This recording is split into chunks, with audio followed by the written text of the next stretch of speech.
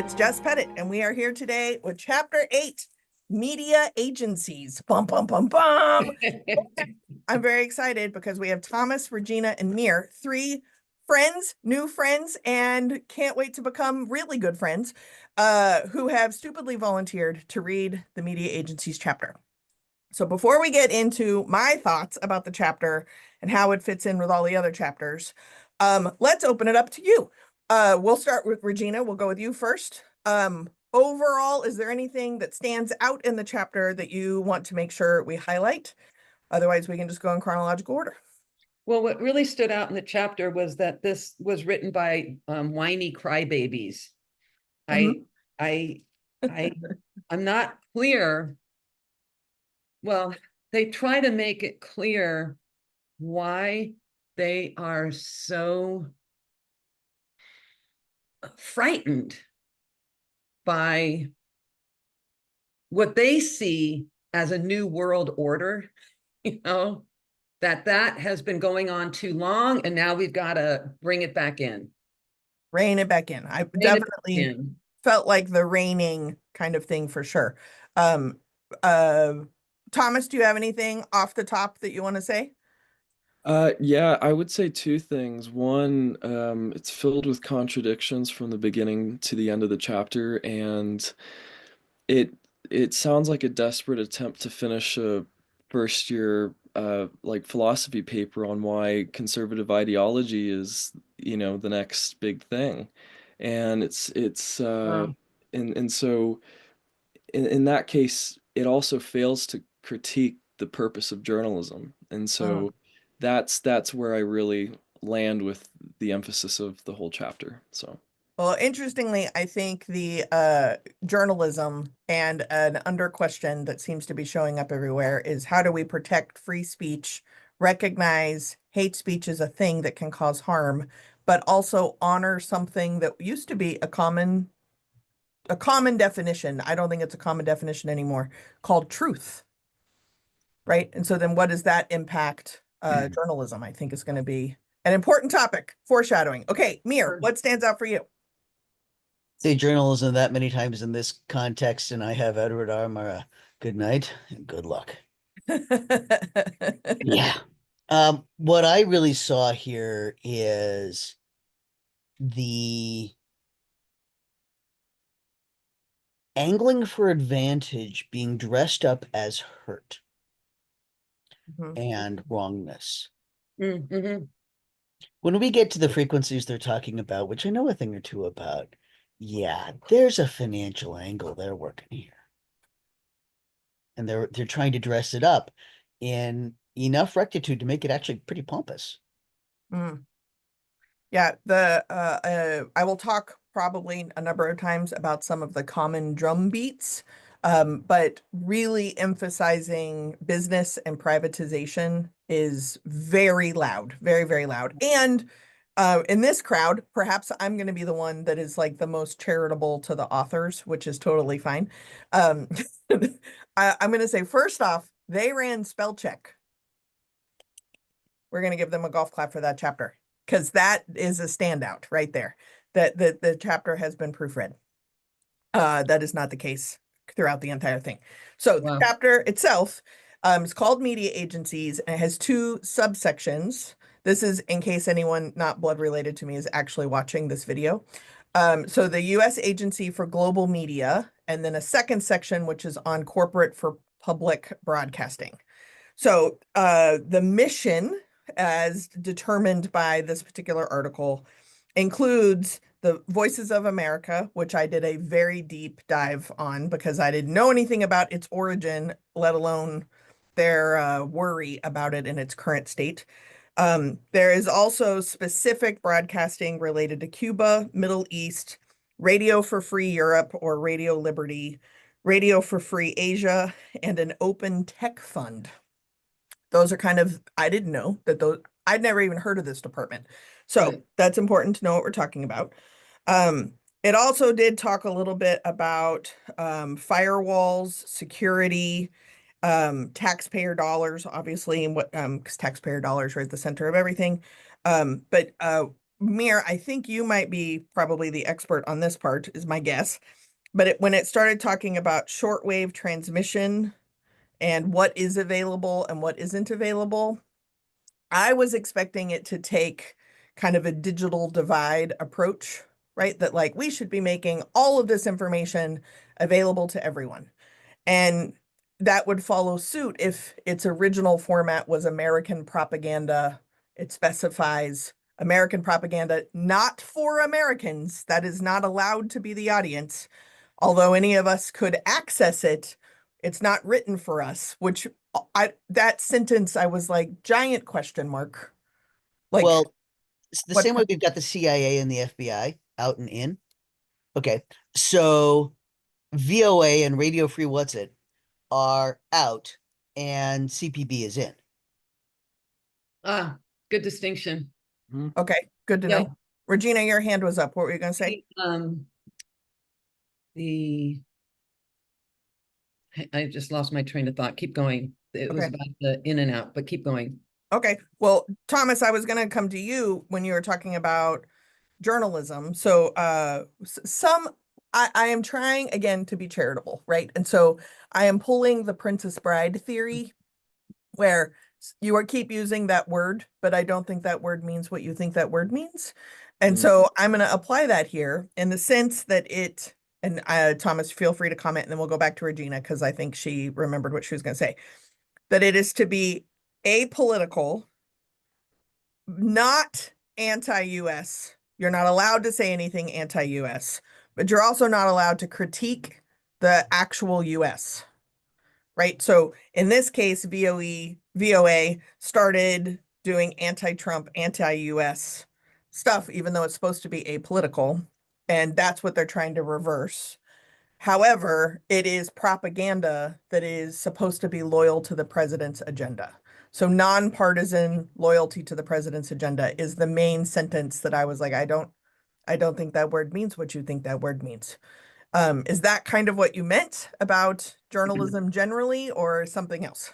Yeah, I think, it speaks to that in and out idea where the the first section where it talks about the firewall protections and the fact that the new administration needs to have, ideological firewall protections for journalists so that they're, reporting on the right things. In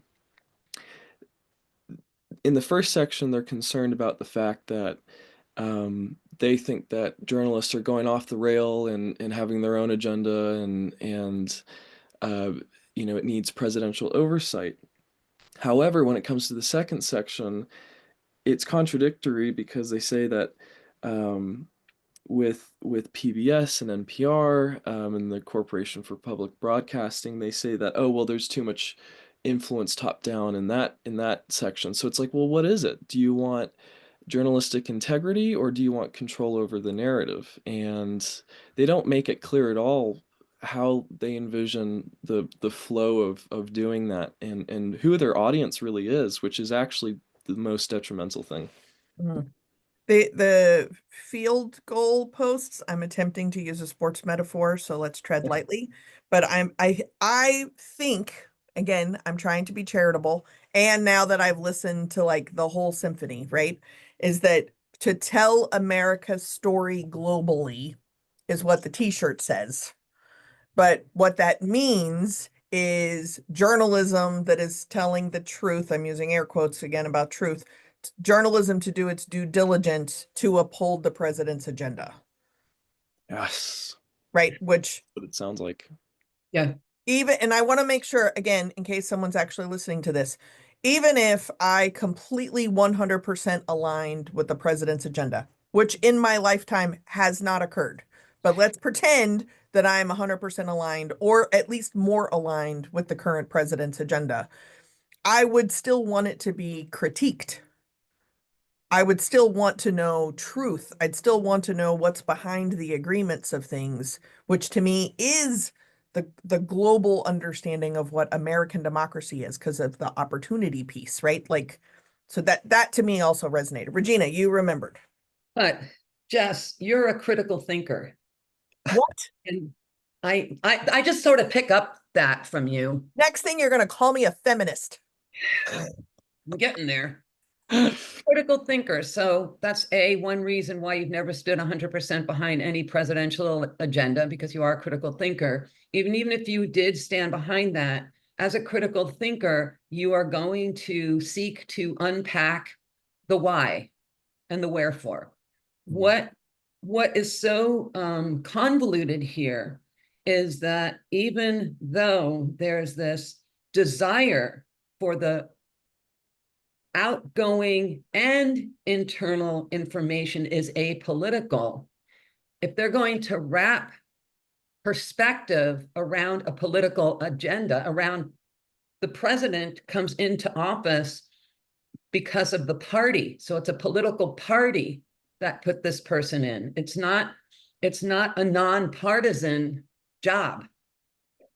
Because because it is a partisan job, yes, for the people, but that also has that perspective has been bastardized to for our people. So you've got the conundrum between political and apolitical. You have no thought to the idea of all of this is perspective. So Sesame Street, it's the perspective of the liberal agenda. Well, if the liberal agenda is teaching, reading, writing, and math, and being nice to people, Sign me up. It's as if that's why I think that these are, crying, whiny babies, because their perception of what's being not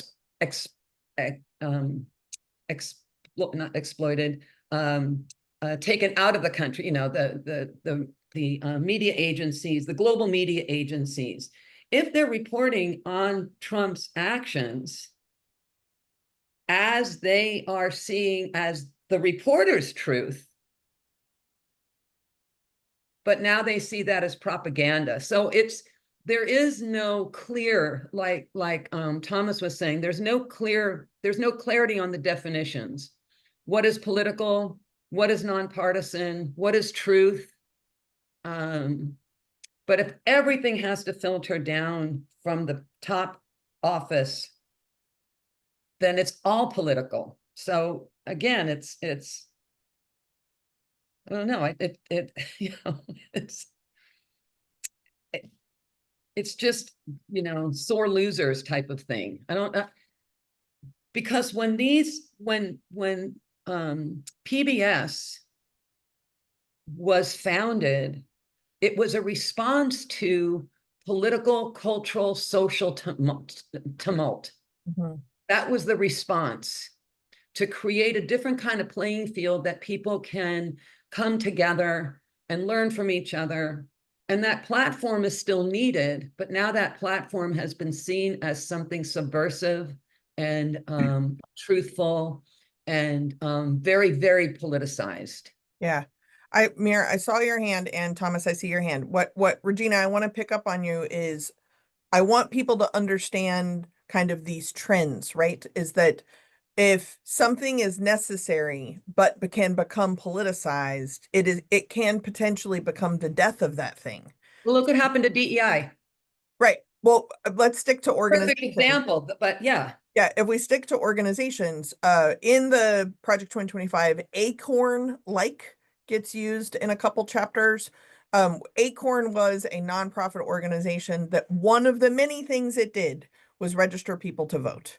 So the concept of registering people to vote and any questions around it actually took that nonprofit out. Planned Parenthood is now a nonprofit that is being targeted because of its, obviously some of its health services related to abortion, but it does a lot of other things, and it's being taken out now because it's being questioned whether they should have applied for EIDL loans, and all these other pieces are going to take it out.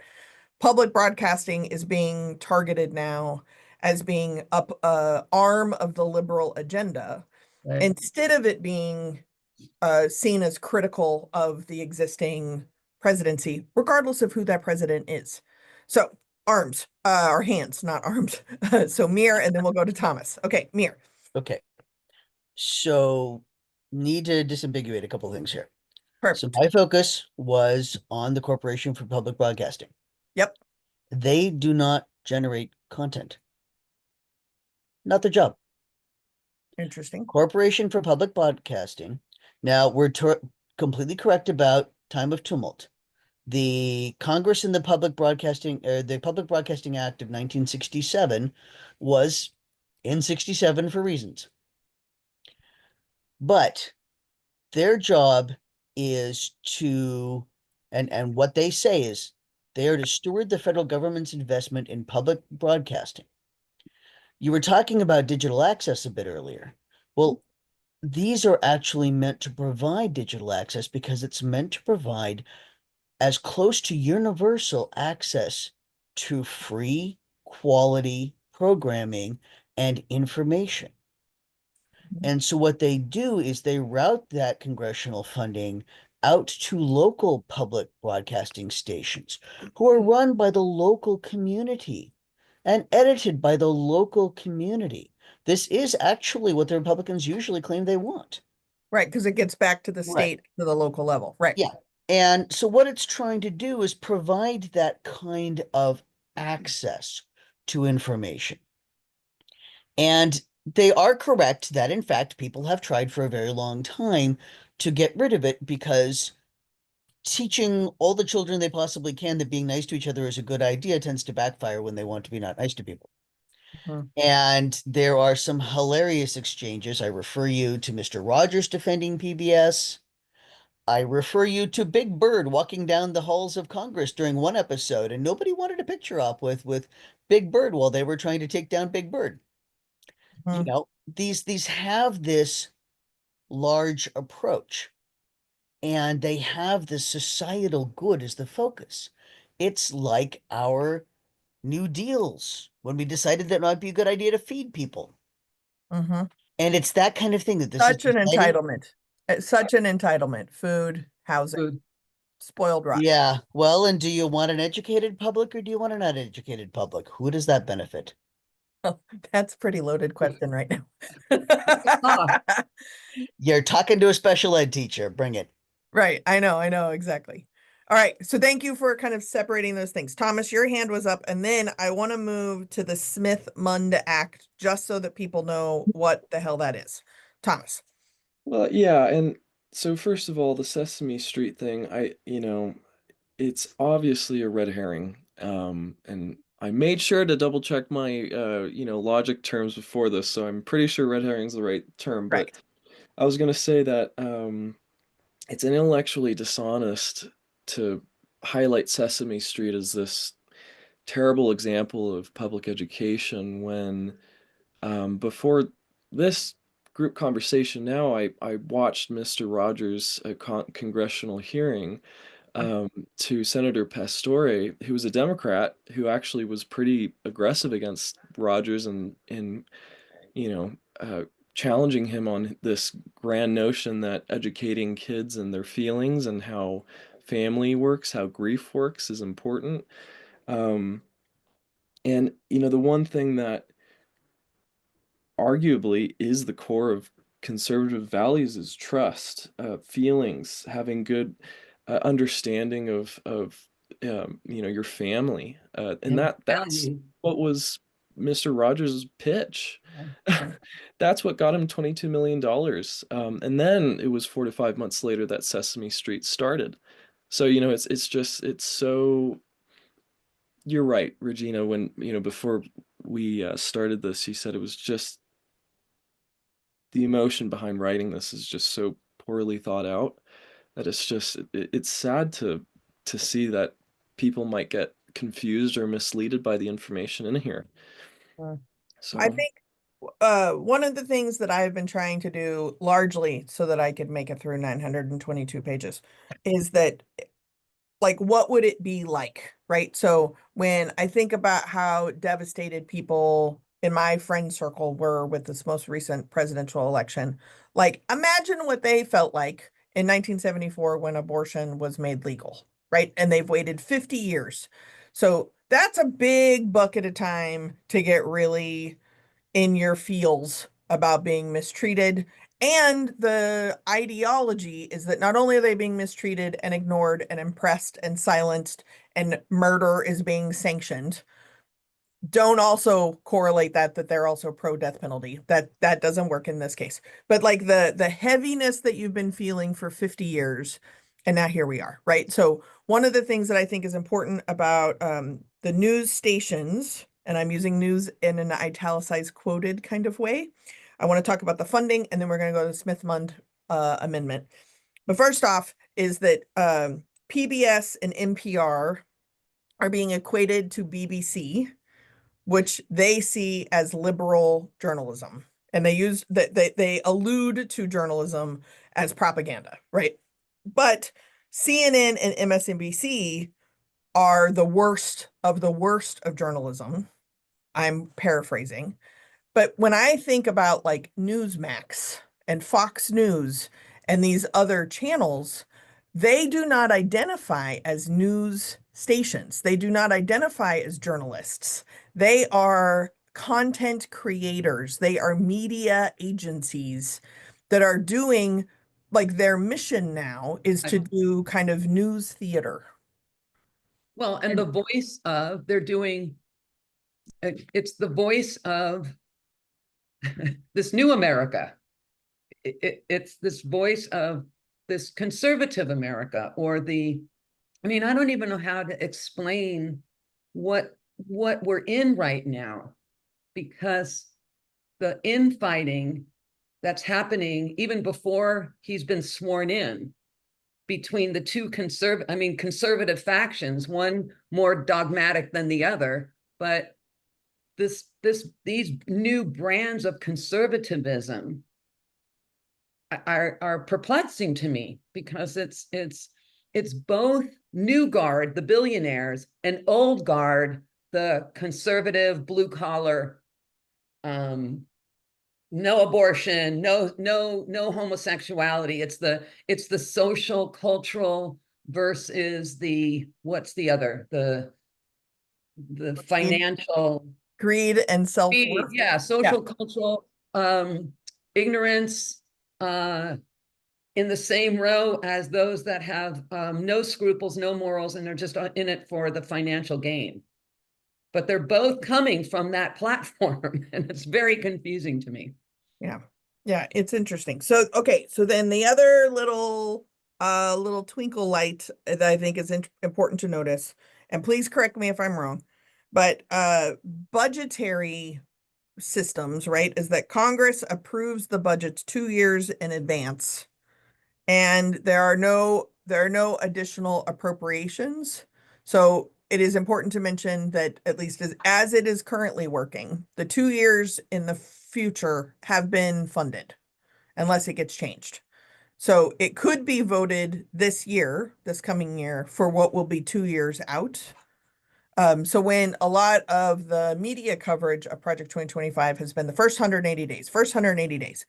And I think it's important to mention that when the first Project 2025 was written during Carter's administration to set Reagan up, Reagan did about 50% of what was inside of the Project 2020, Project 79, 80, Project 80, I guess is what it would be, or something like that. He did about 50% of it in his first year. Trump did about 62% of what was in that project from Heritage Foundation in his first year, because he got to brag that he did more than Reagan. So now, out of the whole shebang, this is one bit of it. And I don't know if it will be one of the first bits that the Trump administration were to go after, because of that 2-year funding has already occurred and can't be altered, at least under the current system. So I do think that there's like a 2-year window here that we need to be really discussing, so that 2 years from now we can pay attention to the budgetary process. Did y'all find that? Am I making that up? I'm not. No, but I, aside from changing the debt ceiling, that's about the only, the current funding is what's in place for the next 2 years. Correct. And so there's nothing they can do about that unless they completely disseminate or destroy that particular body. Yeah. So when talking about like things to be talking about at your dinner table. So first off, I think it's really important that wherever it is you get your news from, wherever it is, I think it would be a very good idea to check and see how does that news source check its sources? Does it identify as journalism or is it a media outlet? And is the target audience outbound or is the target audience inbound? Meaning is it for other people's consumption and you're just listening to it? Or is it for your consumption? And then I think it'd be a really interesting conversation to find out, do you want to be getting your news information from something that is being projected to you and your demographic? Or do you want to get your news potentially from someone that is being projected to a different demographic? Regina already outed me as a critical thinker, but I think this is part of the reason that I like looking at local media sources. Mostly print newspapers is my favorite because they're not all completely owned by the same people, but being able to watch how different places report on the same story, if they even report it. An example of this kind of, for some reason, the word that's coming to mind, which I would prefer not to be coming to mind, is kind of retardation of reality. Is I live on a cliff on the ocean in Northern California. So we have had a lot of rain, but the rest of the country believes that we are in some apocalyptic rainstorm stream. We had a decent sized earthquake a couple weeks ago. Everyone around the United States is convinced that where I live has been flattened. But none of that, it seems so disproportional from the amount of rain and what that earthquake was like. So it's kind of been an interesting bellwether for me to like, this is being projected out for other people's consumption. Right, because no one here locally believes that that was like the biggest devastating earthquake we've ever had because we were in it. Right? So can we foster the ability to listen to people who were in it versus people who are being told about it? Can we check that? That might be useful or helpful. Before we go to Smith Mund, Mir, did you want to say something else about Sesame Street? Well, no, I wanted to say on the budget piece, they can change now the budget for 2 years from now, but there are other things they can do. Their desire to change these from being nonprofit, able to use the lower frequency bands for free, would not only enable them to sell access to the much more efficient lower frequency bands. I'm talking about radio, but also some of the other. I'm not going to get into frequencies. I will step aside from the tech. These don't come at me, tech heads. They bounce better. It manages to reach farther when you're on those lower bands.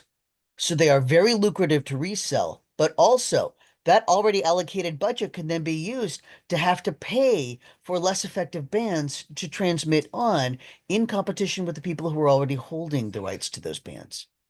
So there are ways that they can make the use of the money much less effective without being able to change the amount of money given. Wow. Interesting. All right. So last thing about the chapter I want to cover, because I want to be respectful of everybody's time and the 3 people that watch this video.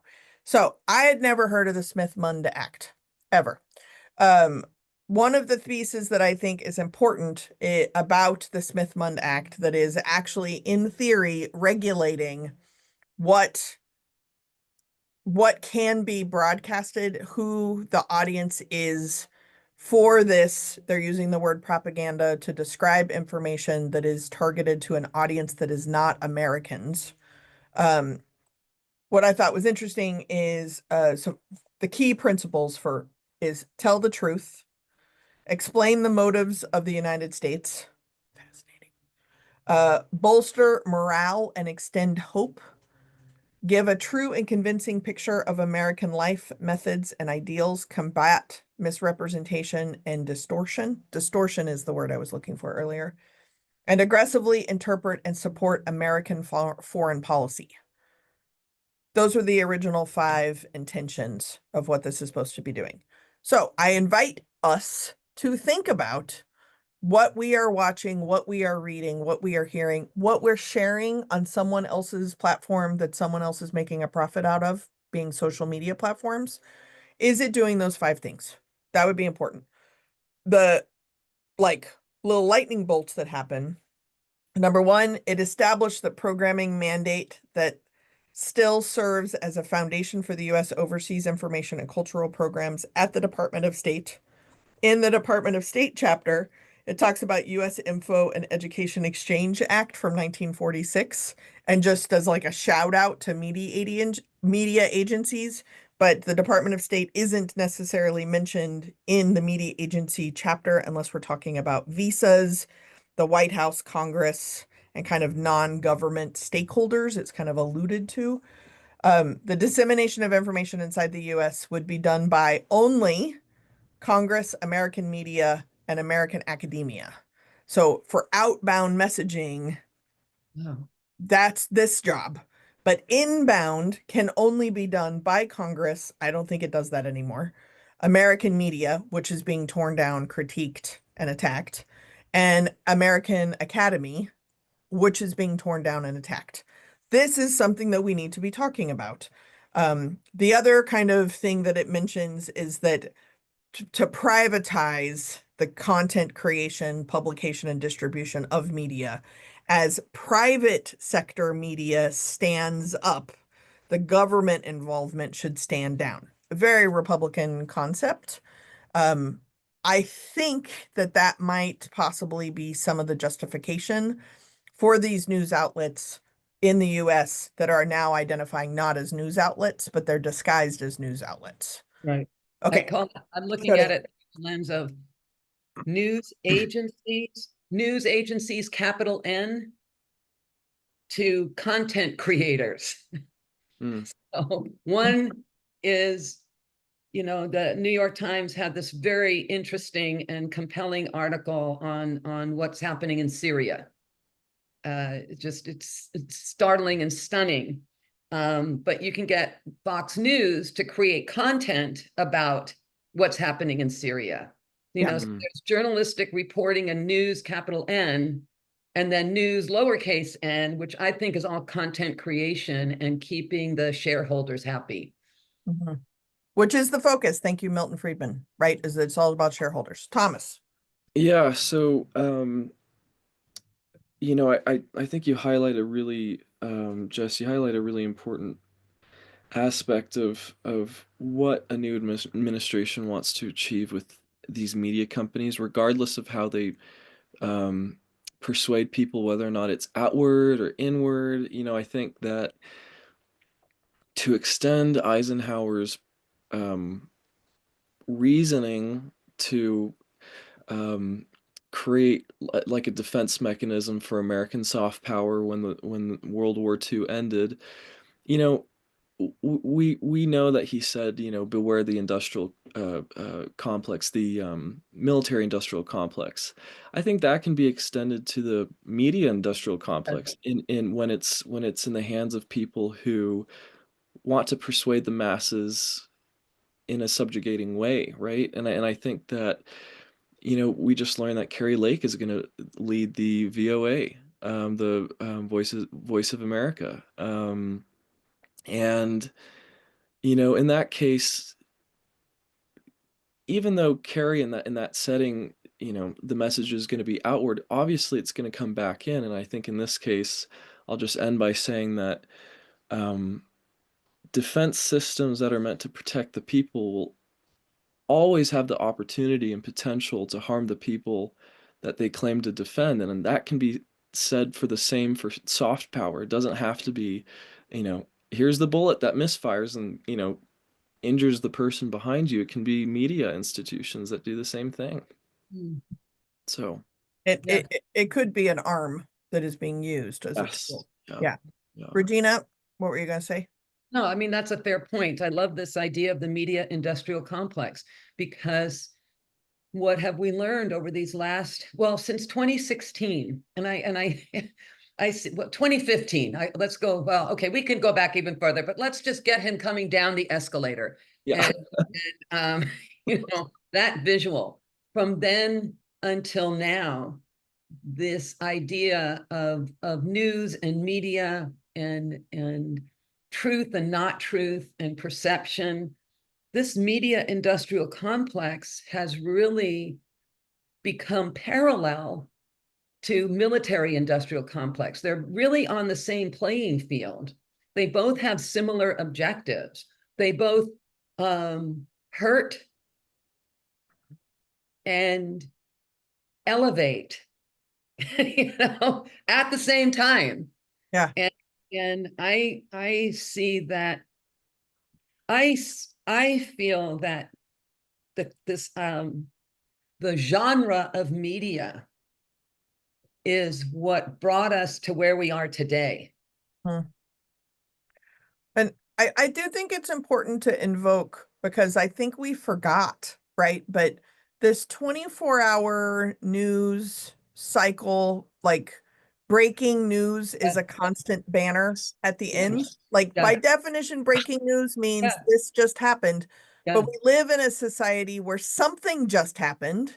So of course it's breaking news, right? Like President Carter died and I missed it because it was surrounded by so much other breaking news, which includes a dog in Portland that's very hard to catch. Right? I missed We had car chases in LA yesterday. Yeah, right. So like, whoa, can we reprioritize what is breaking news? That seems important. Number two is that 9/11 was actually the reason 24-hour news started. Sure. Right? And that seems justifiable. But now when we start bringing in capitalism, investors, shareholders, the business of media agencies, how do you stop a money-making machine when quote unquote 9/11 was over, which I don't know that that's over, but I think the not overness is probably related to the 24/7 news cycle. Right, because one informs the other. And the media industrial complex, this is my whole, I'm all over this media industrial complex. Thank you. Yes, it started because the media industrial complex funds and informs the military industrial complex. Yeah, there's a, and it's all bought. Yeah. It's not free access to this information. It's only free access to little curated excerpts that end up on YouTube and things like that. Right. It is purchased. It is not universal access even to that. So I think the moral of the story of this chapter, and I'm going to invoke everything that y'all have said into one thing, is that I'm going to use my field goalposts, but elevate and harming is the source of our information that has been purchased and picked to be given to us. And it is up to us to determine what is truth, what is breaking news, what is a crisis, what is actually happening, what isn't actually happening. You know, like Regina, you brought up Syria. The best Gaza coverage that I'm witnessing on a regular basis is Annie Lennox's Instagram. I don't know if that sentence makes sense, but I know that it is true. That is where most of my what is happening today in Gaza is coming from, is Annie Lennox's Instagram. Get what you can get, check what you can check. I have checked the sources that Annie Lennox is, if she's not actually shooting the videos herself, where she is getting the videos from. I feel secure about that, but I am also aware that the sentence I'm saying, Annie Lennox is my news source. I hear you. like I'm confused, right? My uncle watches videos on YouTube all day long, and I don't know how to tell him that anybody can make YouTube videos. And it's probably less regulated than stuff you see on television. I think. Much. Right.